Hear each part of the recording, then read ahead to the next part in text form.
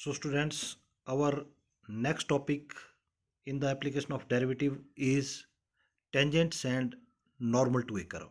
ये आपके पास third application आ गई डेरिवेटिव्स की। इसमें हम सबसे पहले tangents and normal to a curve की डेफिनेशंस करेंगे और उसके बाद डेरिवेटिव की सहायता से जो स्लोप्स हैं टेंजेंट और नॉर्मल के वो कैसे निकाल सकते हैं उसके बारे में डिस्कस करेंगे। तो सबसे पहले हमने let A be any point on the curve, जैसा कि हम फिगर में देख रहे हैं। हमने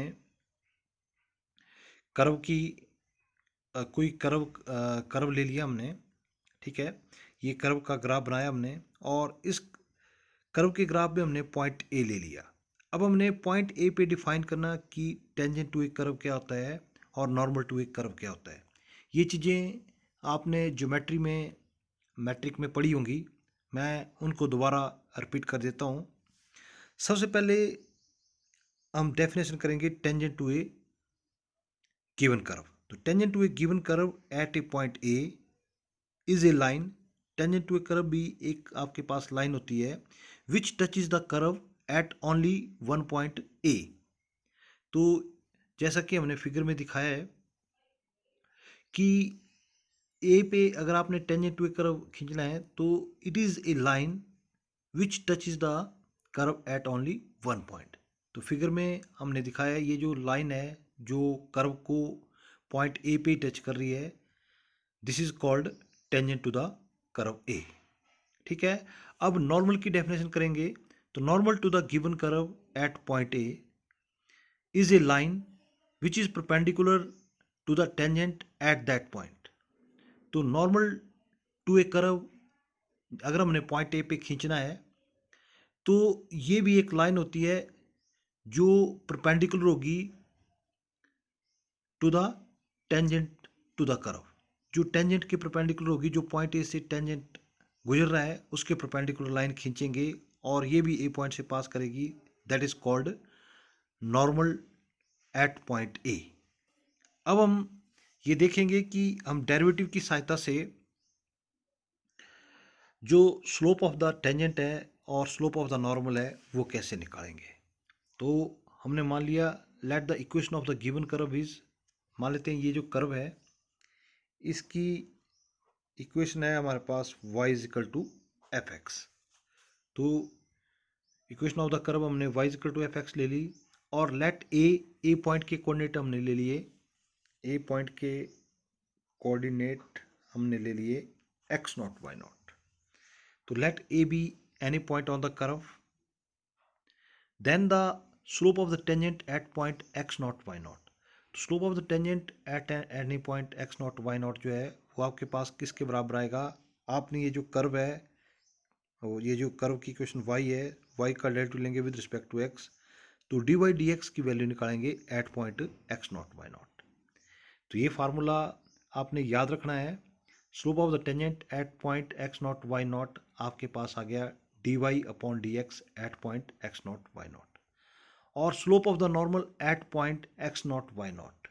क्योंकि आप जानते हैं नॉर्मल और टेंजेंट एक दूसरे के परपेंडिकुलर होते हैं और दो परपेंडिकुलर लाइंस का जो स्लोप है उनकी प्रोडक्ट -1 आती है। तो slope of the tangent slope of the normal जो है at point x naught y naught आपके पास आएगा -1 upon d y d x x naught y not.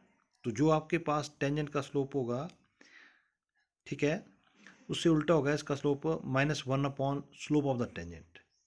ये फार्मूला आपने याद रखना है।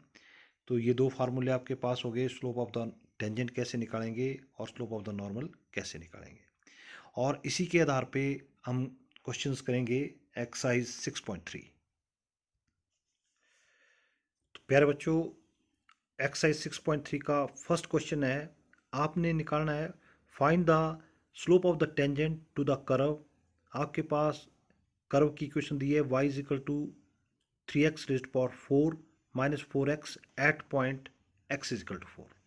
आपने स्लोप ऑफ द टेंजेंट निकालना है इस कर्व के ऊपर, और किस पॉइंट पे निकालना है जब आपके पास x कोऑर्डिनेट किसके बराबर हो, 4 के बराबर।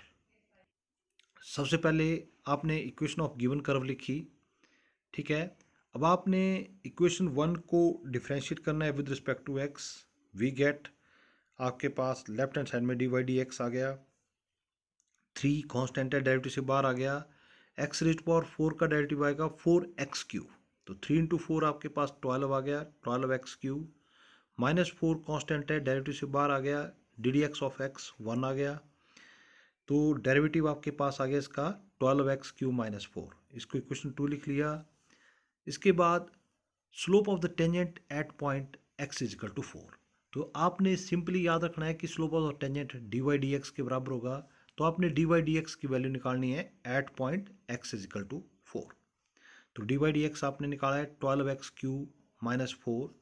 तो इस डी वाई डी एक्स में जहाँ जहाँ x आ रहा है, x की जगह आपने 4 पुट करना है। तो आपके पास स्लोप आ जाएगा 12 इंटू एक्स की जगह आपने 4 पुट किया, 4 का क्यूब -4, तो 12 इंटू 4 को अगर आप 3 बार मल्टीप्लाई करेंगे आपस में 64 आ जाएगा, -4, तो 12 से जब 4 को मल्टीप्लाई किया 48, 12 6 जार 72 +6 +4 76 -4, तो आपके पास आंसर आ गया 764। तो slope of the tangent at point कितना आ गया आपके पास 764, which is the required answer. तो प्यारे बच्चों, क्वेश्चन नंबर 2 आपके लिए होमवर्क है, ये आपने करना है, बिल्कुल सेम क्वेश्चन है क्वेश्चन नंबर फर्स्ट की तरह। अब क्वेश्चन नंबर 3 मैं कराऊंगा और 4th आपने करना है। क्वेश्चन नंबर 3 है, find the slope of the tangent to the curve. Curve आपके पास दिए y is equal to x³ -x + 1 at the point whose x coordinate is 2। तो आपके पास सिमिलर जैसे हमने फर्स्ट और सेकंड किए हैं वैसा ही क्वेश्चन है। आपके पास x कोऑर्डिनेट जब 2 होगा तब आपने स्लोप ऑफ द टेंजेंट निकालना है इस कर्व के ऊपर। तो बच्चों, आपने पहले जो इक्वेशन ऑफ गिवन कर्व है वो लिख ली, y is equal to x³ -x + 1। अब आपने इक्वेशन 1 को डिफ्रेंशिएट करना है विद रिस्पेक्ट टू x। तो डी वाई डी एक्स आपके पास आ गया, x³ का डेरिवेटिव 3x² माइनस x का डेरिवेटिव 1 और 1 कांस्टेंट टर्म है, कांस्टेंट टर्म का डेरिवेटिव 0। तो इसको आपने इक्वेशन 2 लिख लिया। अब आपने निकालना है slope of the tangent to the curve when x coordinate, आपके पास यहाँ पे x कोऑर्डिनेट दिया है आपके पास यहाँ पे 2।